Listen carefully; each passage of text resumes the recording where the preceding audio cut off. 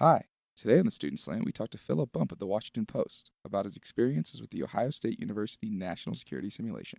I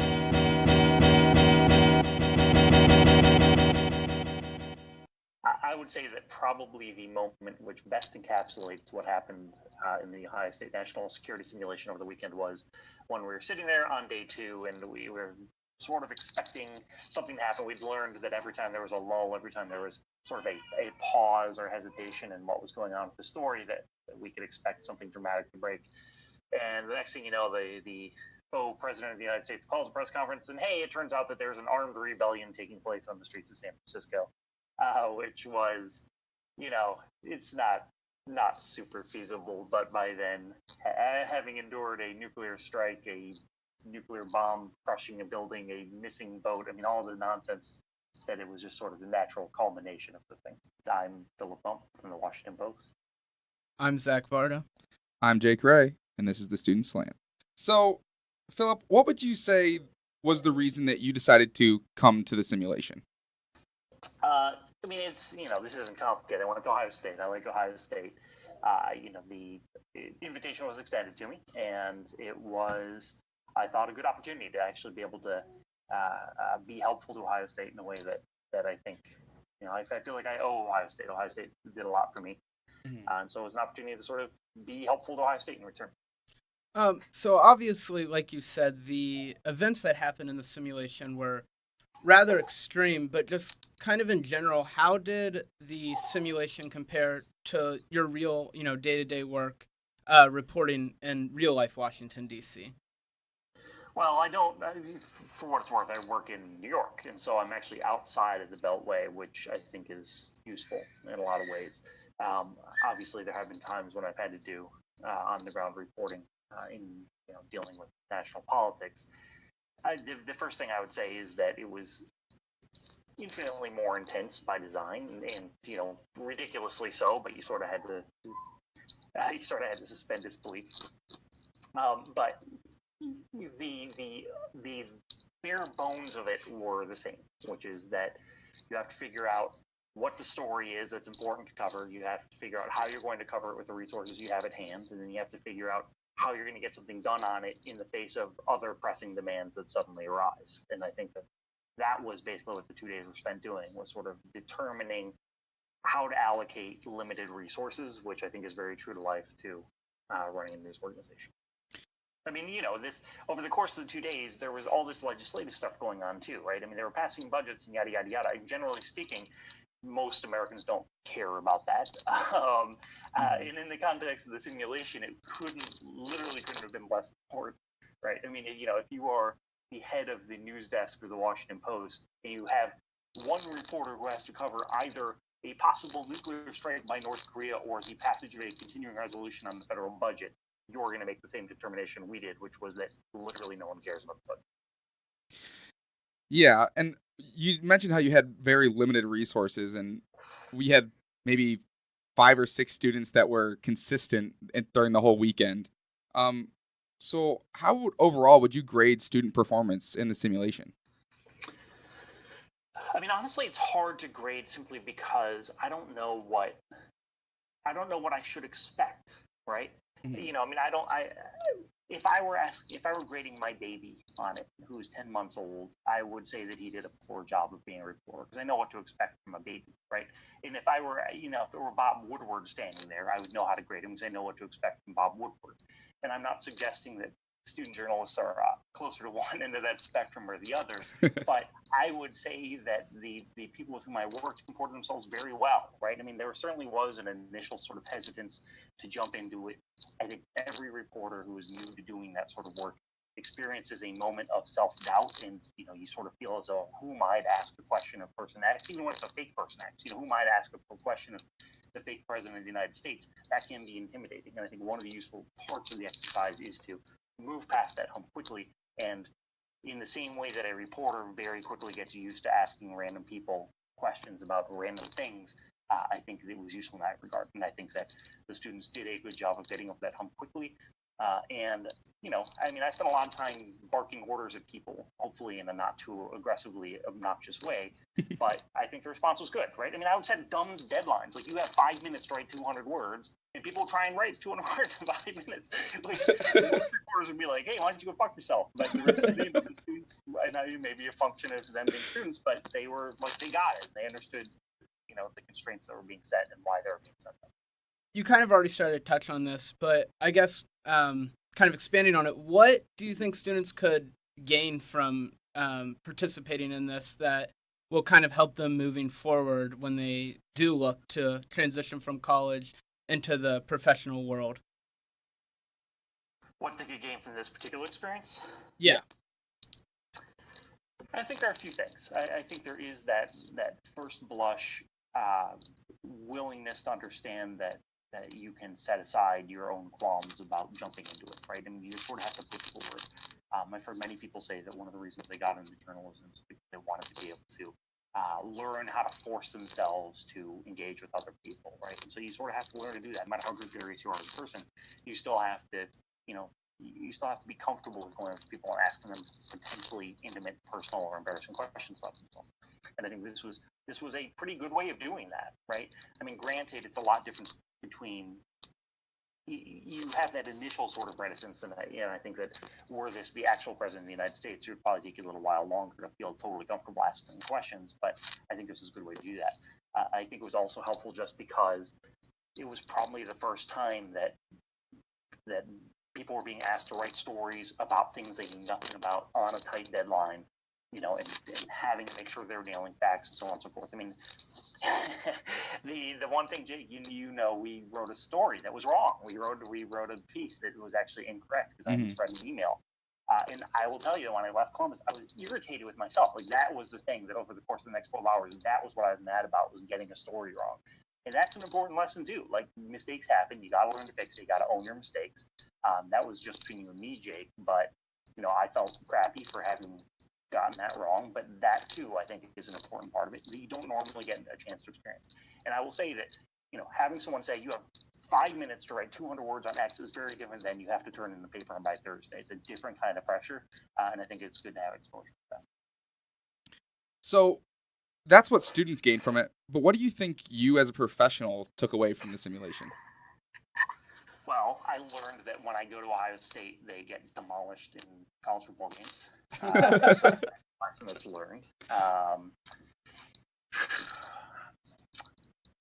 It's a good question. I mean, look, I was not there to have a growth experience, right? Mm-hmm. And so I was not looking for a growth experience, nor would I necessarily expect to have had a growth experience. I think that it was fascinating to see it was interesting over the course of the 2 days to recognize that we were a small part of a big machine that was churning onward. And when we did the recap, we learned that the people that were the Department of Defense had to decide about military strikes, and we sort of saw our role solipsistically in the sense that we were the media covering a thing, and so it was like a thing and the media, and those two things interrelated. But really, we were an annoyance to everyone else, right? I mean, we were just there as these stupid journalism schools. We're trying to learn how to be good, Department of Defense bomber guys. Mm-hmm. These stupid media guys keep asking me questions that I don't know the answer to. I don't care about. I'm not spending my time with them, right? Which was totally fair and realistic. In real life, they don't want it. They have communications people. You can't walk into the Pentagon and ask a 4-star general why he's bombing a thing, right? Mm-hmm. So it was a little unfair from that regard. But it was interesting to sort of place yourself into a situation in which it was obvious that you were just a small part of what was going on, which I don't think I was expecting. Yeah, I know for sure that the lawyer that we had, as well as the Cardinal Health PR person, got a lot of talk from a ton of different people on our media team. That must have been a lot for them. Yes. I'm not going to be critical of the structure of the thing, but I think there was a lot that was being crammed into one small box, and I'm not sure that all the pieces fit totally well. Is what I would say about it. So, would you come back to the simulation if you got invited again? Fuck no. Yes, I would happily. No, it was fun, right? it was, look, I mean, as I said, it's, I had a scholarship to Ohio State. Ohio State gave me money to attend Ohio State, and that was a decision the state of Ohio made, which I appreciate. And I really do feel like I owe the school, and this was a fun, took 2 days of my time, and it was entertaining, and it was, I think that I was helpful, and that was useful. But beyond that, it was nice to step outside of the real madness of the world and enjoy some fake madness in the world, right? And I spend a lot of time thinking about all the ways in which the United States is having problems at this point. And it was nice to be able to set that aside and, be hyperbolic and ridiculous in the same sort of, while doing the same sort of work. So I guess kind of stepping back and taking a larger view of things, you got a chance for 2 days to work with student journalists and kind of see what they're bringing to the table right now. So I guess what are kind of some of the skills that you think journalists need to be able to do, like right out of college? Like an editor is not going to have time to hold their hand. Like when you get out, these are the things you need to be able to do. Sure, this is a good question. I think there's a lot of misunderstanding of what it is that journalists should be able to do.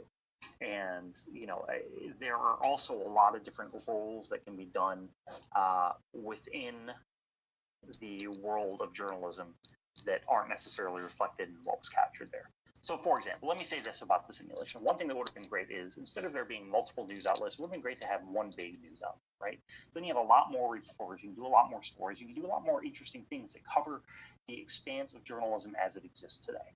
For example, there are journalists, like I do a lot of data journalism, right? And obviously that's tricky in the context of that simulation, but there was nothing like, all we were doing is straight text reporting, like we were working for a newspaper in 1976, and that's just not the world of journalism today. So I think that there were skills that were reinforced there, which were being able to write on deadline, be able to ask the right questions, being able to flesh out stories, which we got to touch on a little bit. And again, I think if we've had more people working on one big bureau, people could have done more of that. There could have been more of a hands-on editorial process. Again, I'm not trying to be critical. I'm just tend to ask for generally the answer to this question. Mm-hmm. But what people need to be able to do is people need to be able to figure out how to tell the story that needs to be told in the appropriate way to tell it. And what I mean by that is that there are times when the best way to tell a story is a 2,000-word article that runs on page A2 of the Washington Post, and there are times that the best way to tell a story is an interactive data presentation that runs on WashingtonPost.com. Right? And I think that every journalist needs to understand the distinction between when you tell a story in one way and when you tell it the other. And I think every journalist needs to have access to resources that allows them to tell the story either way. Because at the end of the day, a journalist is someone who tells stories that need to be told. And so we spend a lot of time teaching a very particular mechanism about how stories have been told for the past 200 years. And I think that's a disservice to journalists, because journalists should have every tool at their disposal to tell their stories, not just be really good at one tool. So I know a lot of newspapers or media companies are kind of moving away from having dedicated photographers or videographers and asking their journalists to do everything. Is that something you've experienced, I guess, at the Washington Post? I know it's, probably better funded than a lot of other organizations, but have you noticed as a journalist you're being asked to do a lot more than just write? Well, I'm not a normal journalist in that regard, and I'm not saying that as a brag, but I do coding. Like I just wrote a script to scrape a website to get data for something that I want to work on, right? That's not something that most journalists do. So for me, it's a different sort of calculus, and I incorporate that sort of thing into the work that I do with regularity. The Post does still have a graphics desk. We still do have photo editors, but we also are a very big legacy organization that also puts out a print publication every day, which the vast majority of media outlets don't do. I think it should be expected. I think that if you are someone that wants to be a journalist today, you should be expected, again, to tell the story in every way it needs to be told. And if that means I forgot I can swear, if that means a shitty picture from whatever you happen to be doing that still helps tell the story, as opposed to waiting for a professional photographer to come out or no photographer to come out and do it, then I think that is a totally fair expectation for you to have. Journalism is not about writing a 400-word story. Journalism is about telling a story. So, do you think that your time that you spent here at Ohio State writing for our newspaper helped you build those skills? I did not write a single thing for the Lantern. I was a philosophy major. So no. I was You know actually what? I was just looking up to see if I could find anything. Nope, not a thing. No, but you know what? Actually, I think it was most helpful to me when I was at Ohio State. Very honestly, there were two things. The first was that I had the breadth of time to be able to poke around on whatever I wanted to do. It sort of taught me to teach myself things.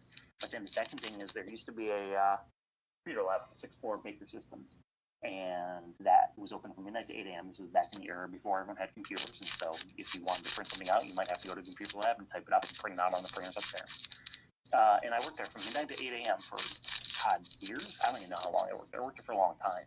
And what I did while I was there is, there were days when no one would come in and just be sitting there by yourself. And so I taught myself HTML, and I learned to code, and I learned how to use the web, and I learned how linking worked. And this was back in the early days of the web. This was, the early 90s. And so I used that time to teach myself a skill that has been incredibly useful. That had nothing to do with me taking classes at Ohio State, but it was a hugely important part of my life. And, it's something that I picked up there because I had the time and I had the opportunity to do so. So, my biggest question is, how'd you get from philosophy then to being the political reporter for the Washington Post? It's a great question. Do you want the long version or the short version? Long. Okay. So I went to the Ohio State University, as you know, and I actually went there to be pre-vet because I am an animal fan. And then I didn't like an organic chemistry class, so I decided that wasn't for me, and I had a great philosophy class, so I started doing that. So I studied philosophy and math, essentially, while I was there. Then after that, I sort of messed around for a while, didn't do much. But then I got a job working with AmeriCorps in City here. And so then I was working in elementary school in Columbus, and with them I moved out to California. As I mentioned, I'd been doing some work on the web. I built my own blog in 2001 using Perl and HTML and so on and so forth. So I had been doing sort of blogging on the side and design work on the side while I was both in school and while I was working for City Year. And so when I moved out to Silicon Valley, I ended up getting hired at Adobe. This was the peak of the tech boom. So I worked at Adobe for a couple of years as a senior designer. Then I decided I want to get back into politics. And so I ended up working in politics for 5 or 6 years. And it was during that time that I started doing writing for the web. Because, that was the emergence of Huffington Post. And I had a friend that worked there and the emergence of other sites like that. So over the course of time, I sort of started gravitating toward, I already had my own blog. I was writing things there. I was doing graphics. I was doing that sort of thing. And I discovered that I would have a day job, and then I would come home at night, and there were stories I wanted to tell. So eventually, I moved to D.C., and then when my wife and I were moving back up to New York, I decided that was what I wanted to try to do. I wanted to tell those stories using the tools that I had. And so we moved back to New York, and I got a job working for a site called Grist, which does mostly environmental news. And then I, from there, went to the Atlantic Lawyer, which is sort of the news blog of the Atlantic magazine. And then from there, I got hired by the Washington Post, and I've been here for 3 years since. And that's how you get from philosophy to working for the Washington Post. So it couldn't be easier. I already laid that. Everyone can do it. Just have to get out ahead of the web. That's all you got to do.